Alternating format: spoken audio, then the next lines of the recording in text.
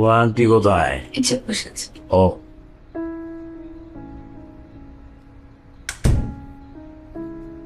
Ego Ratna, শরীর কেমন এখন?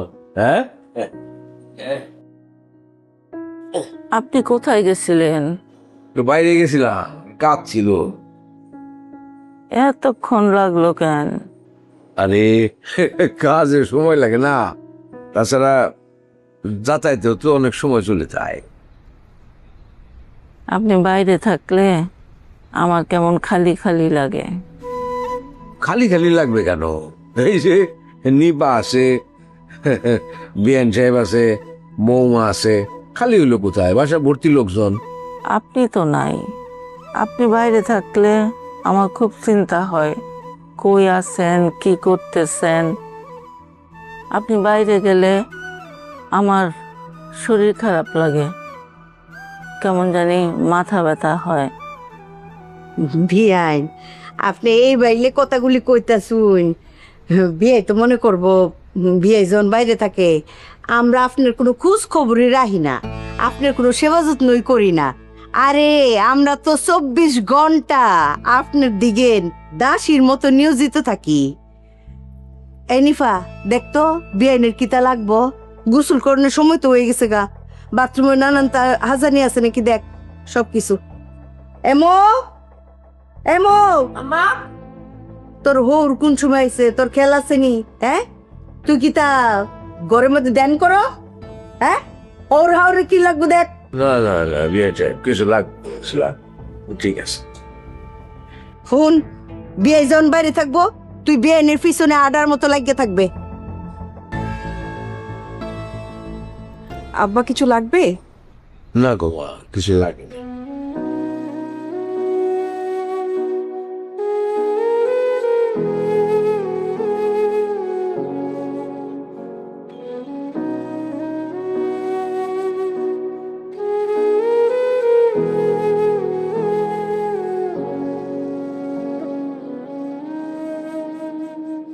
কি গো এরকম চায় আছো কেন? এমনি।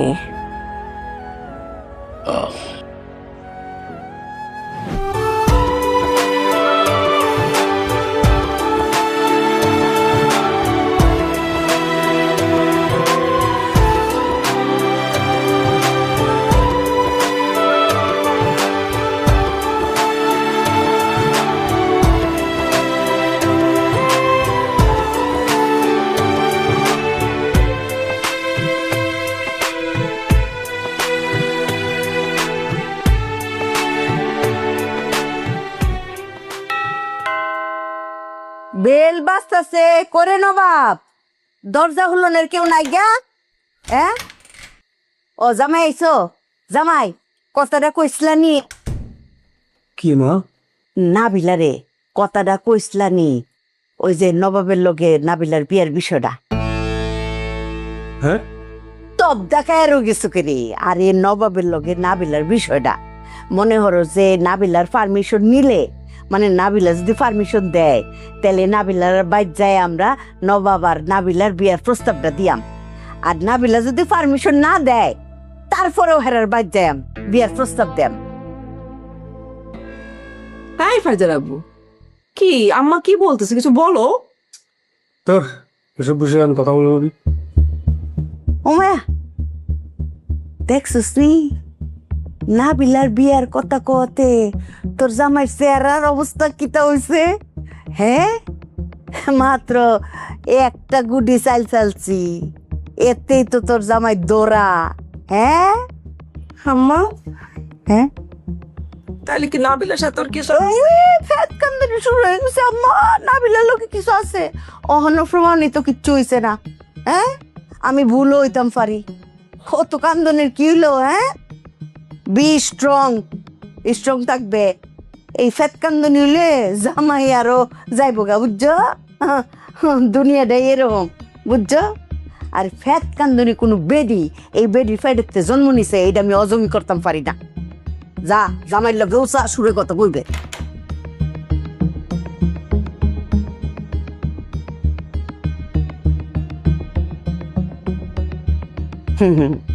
সব বাইক করে এলাম। অত সুজা চোর পুলিশ খেলনের মানও আমি না। কি ব্যাপার, তুমি আম্মার সাথে এরকম ব্যবহার কেন করলা? এই সংসারের জন্য আমি যেরকম খাটি, আমার আম্মাও কিন্তু খাটে। আর তুমি তুমি আম্মার সাথে এরকম ব্যবহারটা করো। কথা বলো না কেন? সরি। কি সরি? হ্যাঁ, মানে সারাটা দিন কাজ আর কাজ, এইটা সেইটা শ্বশুর শাশুড়ি লাইগাই আছে, নিঃশ্বাস নেওয়ার পর্যন্ত টাইম নাই আমার। একদিন রেস্টুরেন্টে পর্যন্ত খাইতে নিয়ে যাও নাই, ব্যাংকক মালয়েশিয়া তো দূরের কথা। আই যাও, এখন যাবা, এখন গিয়ে আব্বাকে বলবা যে তারা কবে যাবে। ডাক্তার দেখাতে আসলো না, ডাক্তার দেখানো শেষ, এখন কবে যাবে জিজ্ঞেস করে আসো, যাও। আর যেদিন যাবে তার পর দিন আমাদেরকে কোথাও না কোথাও নিয়ে যাবা। এই অশান্তি আর ভাল লাগে না।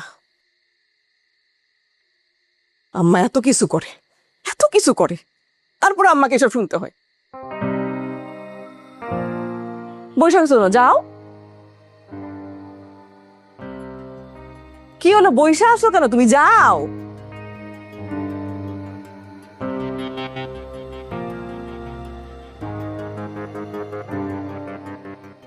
আম্মা,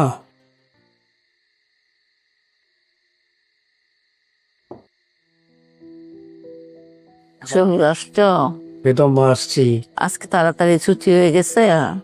হ্যাঁ আম্মা, কি অবস্থা তোমার শরীরের? আমি তো ভালোই। আম্মা, কিছু খাবা? খাইতে মন চায়। কি খাবো? এই যে খাইরুল জোর করে পেঁপে খাওয়াইতেছে, বৌমা তো একটু পর পর খাবার দিতেছে, নিপা তো আমার সাথে সারাদিন এই লেগে আছে।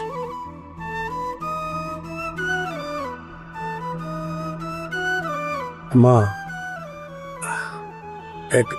একদিন তোমার হাতের ইলিশ পোলাও রে দেখা হইবা মা। ইলিশ পোলাও খাইবা? হ্যাঁ মা, তোমার হাতের ইলিশ পোলাও আমার খুব প্রিয়। নিপা দেখো তো ফ্রিজে ইলিশ মাছ আছে কিনা।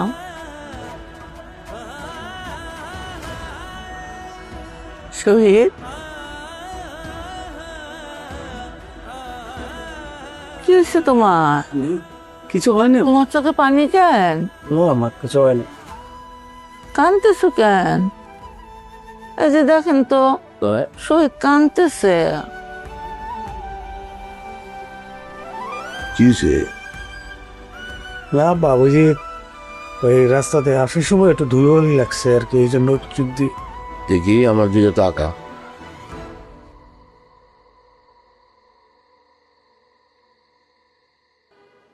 কি কয়? হ্যাঁ, কি চায়? ইলিশ পোলাও খাইতে চাইলো, আমি তো বলছি রান্না দিব। রেন্দা দিও, রেন্দা দাও, আপনি দিয়ে আসো।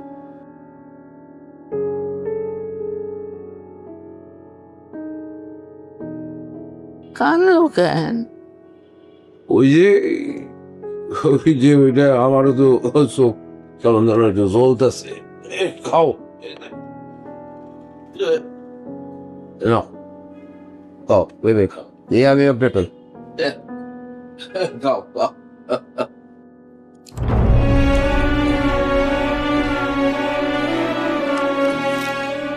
তুমিও খাও নিপা।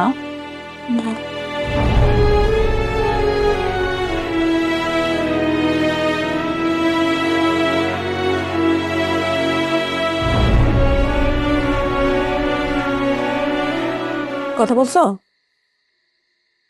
কথা বলছো? দরজা আটকাও। হ্যাঁ, দরজা আটকাও।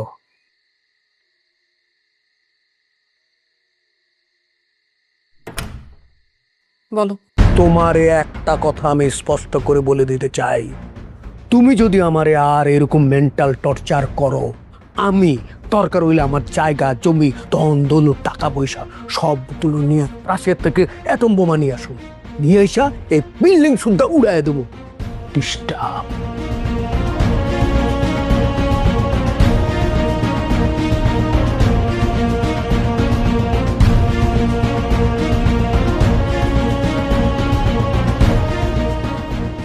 এটা আমাদেরই গল্প।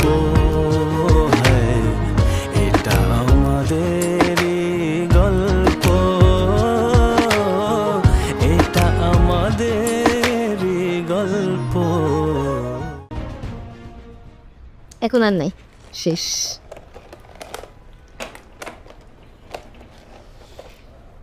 আচ্ছা, আপনি আমার গ্রামে নিয়ে যাবেন কবে? বাড়ি যাব, সময় হলেই নিয়ে যাব। কেন, এখানে কি তোমার কোনো অসুবিধা হইতেছে? না, অসুবিধা, আপনি এখানে ঘুমান, আমি ওই ঘরে ঘুমাই, আমার একা থাকতে ভয় লাগে। একা একা কোথায়? তুমি তো আর ওখানে একা থাকতেছো না। এই যে এখানে নিপা আছে, তোমার নাতনি আছে, এর সাথেই তো ঘুমাও, তো ভয় করবে কেন? আন্টি, আপনি আগেও তো আমাদের সাথে একা ঘুমাইছেন। আমার কেন জানি মনে হয় মানুষ বাঁচে কয়দিন, এই ছোট্ট জীবনে তোমার আঙ্কেলরে ছাড়া আমি একা থাকবো কেন? তা তো ঠিকই বলছো, কিন্তু তুমি অন্য কোনো বিষয় নিয়ে মানে ভয় পেতেছো, বেশি চিন্তা করতেছো। না, চিন্তা হবে কেন? আপনি থাকতে আমার কিসের চিন্তা? আপনি তো আমার কোনো চিন্তাই করতে দেন না, বুঝছো নিবা? সংসার জীবনে আজ পর্যন্ত কোনো চিন্তাই আমার পর্যন্ত আসেই না, সব তোমার আঙ্কেলই সামলায়। এই জন্যই ভয় লাগে, তোমার আঙ্কেল না থাকলে আমি কি করব? কি সমস্ত কথাবার্তা শুরু করলা তুমি? হ্যাঁ, এখনই থাকা না থাকা এগুলোর প্রশ্ন আসতেছে কেন? ওষুধ খাইতেছো, সুস্থ হয়ে যাবা, মানে এমন ভাবে কথা বলতেছো যেন সব শেষ। যেটাই বলেন, আপনার ছাড়া আমার ভয় লাগে।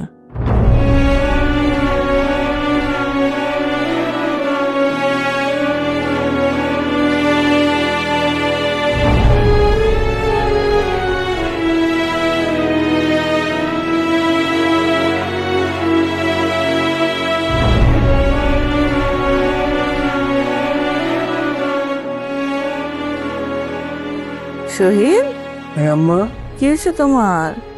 না কিছু হয় নাই আম্মা। মনে নাই ছোটবেলায় কত তোমার পেলে মাথা রাখতাম? আম্মা, তোমার মনে আছে আমি যে একবার পানিতে পড়ে গেছিলাম, তুমি পুকুর পাড়ে থালা বাসন মাজতেছিলা, আমি খেলতে খেলতে পুকুরে পড়ে গেছি। পাশ দিয়ে মুকবুল কাকা যাচ্ছিল, মুকবুল কাকা লাফ দিয়ে আমারে পুকুরের পানি থেকে উঠাই নিয়ে আসছে। তুমি যে আমারে চড়ায় ধরে কি যে চুমু খাইতেছিলা, এই কথা মনে পড়ে খুব খুশি লাগতেছে আম্মা। পানিতে বইরা মরতে গেছিলা, ওইটা তোমার খুশি লাগতেছে? আরো খুশি লাগতেছে কেন আম্মা? তুমি যে 7 দিন ধরে আমার জন্য কান্নাকাটি করলা, এই কথা মনে করে আরো খুশি লাগতেছে। শহীদ, তুমি যখন পানিতে পড়ে গেছিলা তখন তোমার বয়স কত আছিল? কেন আম্মা, তোমার মনে নেই? না, মনে পড়তেছে না তোমার কত বয়স ছিল। ঈদের কয়দিন পর তুমি কোন ক্লাসে পড়তা? এগুলা তো আমার মনে পড়তেছে না গো। জামাই, ঠিক হয়েছে। জামাই, তুমি এই বাইলে তুমি কান্দাছো? বিয়াই আপনার ফুটে দিয়ে কান্দা যারা যারা হয়ে যেতেছে গা। আপনি হেয়ার করছেন না? না, কি তো হয়েছে? না মা, ওই যে রাস্তা দিয়ে আসার সময় ধুলো লাগছে তো, ওই ধরতে চোখ জ্বলতেছে, পানি মারিতেছে। আরে বাজান গো, কুন্ডা চোখ কসলানির পানি আর কুন্ডা কলজার পানি মা হইছি তো এটা বুঝি বাজান। বলদি কো ওইখানে দা আপু, কি তো হয়েছে বাজান? কান্তা সুগিরে কি হয়েছে আম্মা? কি কি হয়েছে? জামাই যে হেন কান্দা যারা যারা হয়ে যেতেছে, তুই কোন হান্ন তাওস? আমি তো ফাইজারে খাওয়াচ্ছিলাম। খাওয়াইতেছিলে দীক্ষা দিন দুনিয়া কোনো খবর রাখতে না, জামাই যে কান দেয় না যারা যারা হয়ে যেতেছে। এই বলদি যা যা, ওই কান্দা থামা। বিয়ার কিতা হইছিন বলতো? ছোটবেলায় যে পানিতে পড়ে গেছিল এই কথা মনে পড়ছে তার। ও থাক, তাহলে কান্দন থামানোর দরকার নাই, জামাই কান্দুকছে। মাঝে মাঝে এইরকম হয়, ছোটবেলার কথা মনে পড়লে সিক্কুর ফাইরে কান্দ নাই, কান্দুক একটু হালকা হইব। আমি তো খেয়াল করি নাই কানতেছে। থাক বিয়াই, আপনার খেয়াল করুন লাগতে না, থাক। আপনি আবার মন খারাপ করুন না। না, ছোটবেলার কথা মনে কইরা কানতাছে। ও আচ্ছা ঠিক আছে, ঠিক হয়েছে। এই কিছু খাইবেন বিয়াই? না, অহন আর খাইতাম না, পেটটা বড় আছে। পেটটা বড় আছে, আচ্ছা।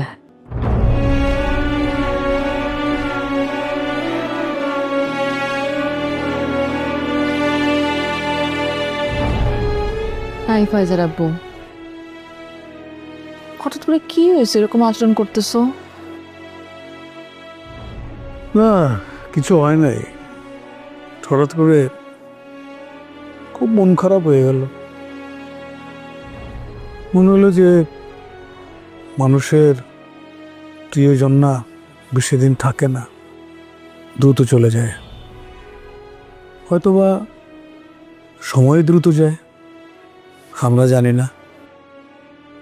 কি হয়েছে বলবা তো?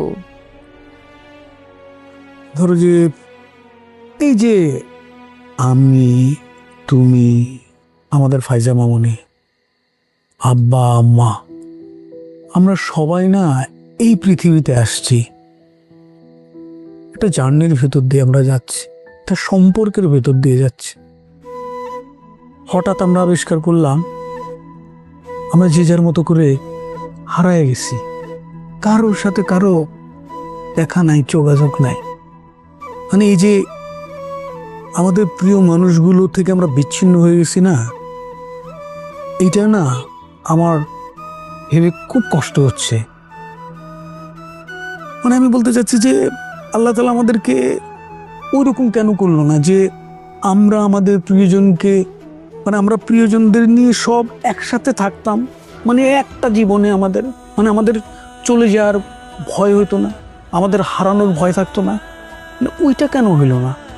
মানে প্রিয়জন হারানোর ভয় না আমাকে ঘিরে ধরছে, মানে আমার কষ্ট লাগতেছে এইটা ভেবে। আমি জানি না তোমার কি হয়েছে, কেন তুমি এরকম আচরণ করতেছো, এসব কথা বলতেছো। একটু খুইলা বলবো আমাকে, বলো। আমাকে কোনো কোশ্চেন করবা না, আগামী কয়েকদিন আমার মেজাজ খুব চড়া থাকবে। কাজের বাইরে কোনো প্রশ্ন করবা না, কোনো কথা জিজ্ঞেস করবা না।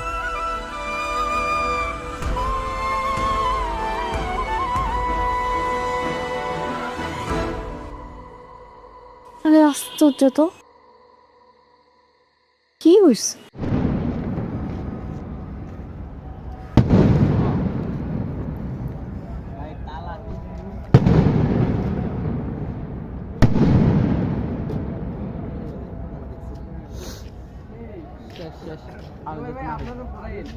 আর কই